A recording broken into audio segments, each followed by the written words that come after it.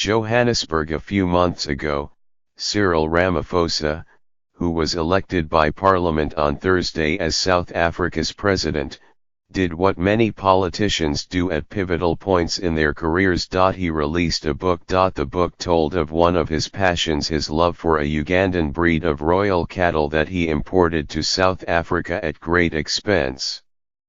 Anticipating criticism of his wealth in a country where millions still live in shacks, Mr. Ramaphosa argued at his book launch that the cattle were not meant as trophies for the elite like him, but to help struggling black farmers in South Africa. Now, Mr. Ramaphosa, the former Labour leader who Nelson Mandela had hoped would succeed him as president, has an even trickier argument to make as the nation's next leader. Mr. Ramaphosa is a business tycoon, one of South Africa's wealthiest men.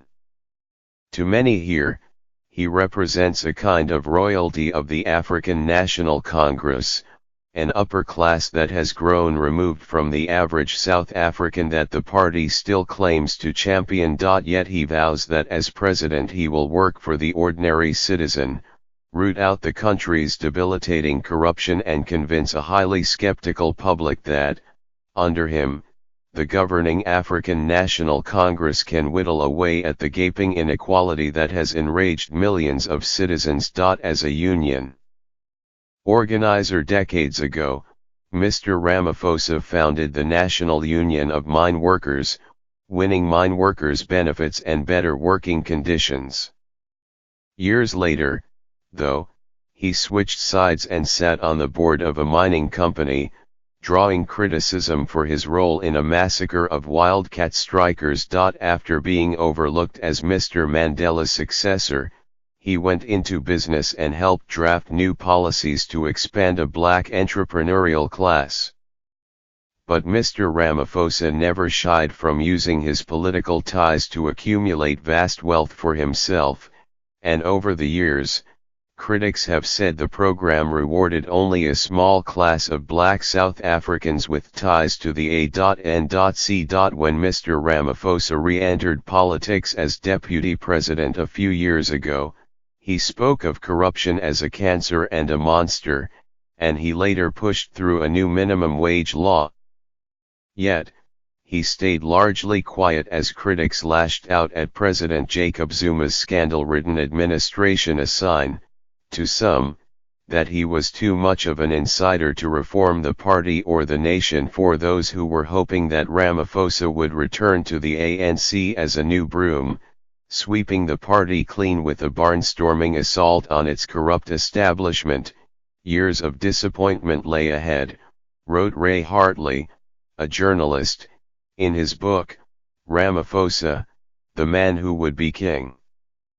But to Mr. Ramaphosa's supporters, he was, as always, playing the long game, waiting to succeed Mr. Zuma and accumulate the power he needs to change South Africa. Madamela Cyril Ramaphosa was born in 1952 in Johannesburg, to a police sergeant and a domestic worker. He became politically active in high school and was arrested on charges involving leading a student protest while in college. He served 11 months in solitary confinement in a Pretoria prison. After earning a law degree, Mr. Ramaphosa became a labor organizer, turning the National Union of Mine Workers into the nation's biggest trade union. He rubbed shoulders as easily with South Africa's white oligarchs as with the men he represented. He used intimidation, charm, humor in rapid succession at the negotiating table. Anthony Butler, a scholar and the author of a biography, Cyril Ramaphosa, said recently in the Daily Maverick. He inspired almost awe among his own activists within the union structures because of his exceptional calm under pressure. After the apartheid government lifted the ban on the ANC and freed Mr. Mandela in 1990, Mr. Ramaphosa, just shy of 40, became the party's Secretary General. Under Mr. Mandela, He played a critical role in negotiating the peaceful transition from apartheid to democratic rule in 1994, and he also helped draft the new constitution. Influential ANC leaders who had been in exile successfully pushed one of their own, Thabo Mbeki, to succeed Mr. Mandela. So Mr. Ramaphosa left politics for business, though he remained closely involved with the A.N.C. He quickly became one of the most prominent members of the new black elite. He sat on many corporate boards and acquired interests in many sectors including mining, finance, South Africa's McDonald's restaurants and Coca-Cola bottling plants, where his high-level ties to the ANC proved useful. He was involved in drafting the new Black Economic Empowerment Program, aimed at encouraging the growth of a black entrepreneurial class and skills. Still, in 2012, Mr. Ramaphosa spoke of the slow economic improvement among black South Africans since the end of apartheid. Could it have moved quicker in 18 years, he said. My answer is no. Our expectations were far too high. To get education to sink deep into the minds of a nation takes a generation and more. Mr. Ramaphosa's ties to a mining company, Linmin, made him, in the minds of many South Africans, the symbol of an ANC elite that had lost touch with its base. A sellout, some said simply. In 2012, Mr. Ramaphosa, as a member of Linmin's board, said a wildcat strike in the town of Marikana in which 10 people were killed was dastardly criminal and must be characterized as such. He added, in line with this characterization, there needs to be concomitant action to address the situation. The next day, the police intervened, killing 34 workers, in the worst case of official violence since the end of apartheid. Mr. Ramaphosa was accused of using his political influence to press for a police crackdown, though an official inquiry into the massacre eventually absolved him of guilt. What Marikana gives us is an opportunity. It has come at great cost to actually start afresh, Mr. Ramaphosa said in an interview in 2012. Marikana is a huge wake-up call. A few months after the massacre, having become one of the richest men on the continent, with a fortune estimated at $450 million, Mr. Ramaphosa re-entered politics full-time. He was overwhelmingly elected deputy president of the ANC, serving directly under Mr. Zuma. When Mr. Zuma made him the nation's deputy president in 2014, Mr. Ramaphosa became the heir apparent to South Africa's presidency. To many, Mr. Ramaphosa appeared to be biding his time, simply waiting for Mr. Zuma to complete his second and last term in office.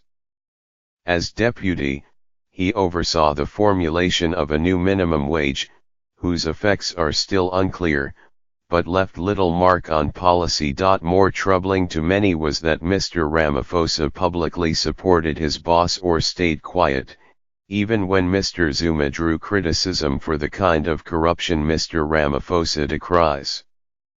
In photos, he was often seen standing next to Mr. Zuma, a wide smile across his face. Muzi Maimane, the leader of the main opposition Democratic Alliance, said Mr. Ramaphosa was at best a silent deputy president, and at worst a complicit one.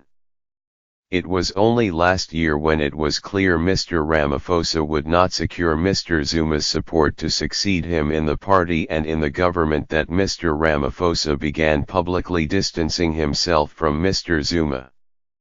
When Mr. Zuma dismissed a widely respected finance minister, Pravin Gordhan, Mr. Ramaphosa criticized the decision as unacceptable. In the weeks leading up to the A.N.C's electoral conference in December, Mr. Ramaphosa started speaking out forcefully against corruption in government. In a major speech, he said that South Africa's economy had been undermined over the last decade by a failure of leadership and misguided priorities. By then, Mr. Zuma was openly backing his former wife, Nkosazana Dlamini Zuma, to succeed him as party leader. Like her husband, Ms. Dlamini Zuma espoused economic populism, pushing for the need for radical economic transformation. She called for transferring slices of South Africa's economic pie from whites to blacks. Mr. Ramaphosa's emphasis was on growing the whole pie. After Mr. Ramaphosa's election as party leader in mid-December, his camp began pressing to remove Mr. Zuma as the country's president as soon as possible. In recent weeks, Mr. Ramaphosa chipped away at Mr. Zuma's support with an undeniable argument: the prospects of the party and its members would be better in a government led by Mr. Ramaphosa. Sticking with Mr. Zuma would be bad for everyone in the next elections in 2019. Like all good negotiators, Mr. Ramaphosa no doubt found points to make. Identified with South Africa's urban and business elite, he visited rural areas and traditional leaders, including Mr. Zuma's home province of KwaZulu-Natal. Perhaps he even handed out copies of his new book, Cattle of the Ages, in which he ruminates on how he, a city boy, learned late in life the spiritual value of cattle and of his ancestral village, Kalavia, in rural northern South Africa. As he grew up in the city, the only encounter I had with cattle was buying meat at the local butchery, Mr. Ramaphosa wrote. But I guess in every man is his father, and his father's father, and his father before that, and so it always goes. Somewhere in the depths of my soul is the connection my father had with his cattle, the hills of Kalavia and his people.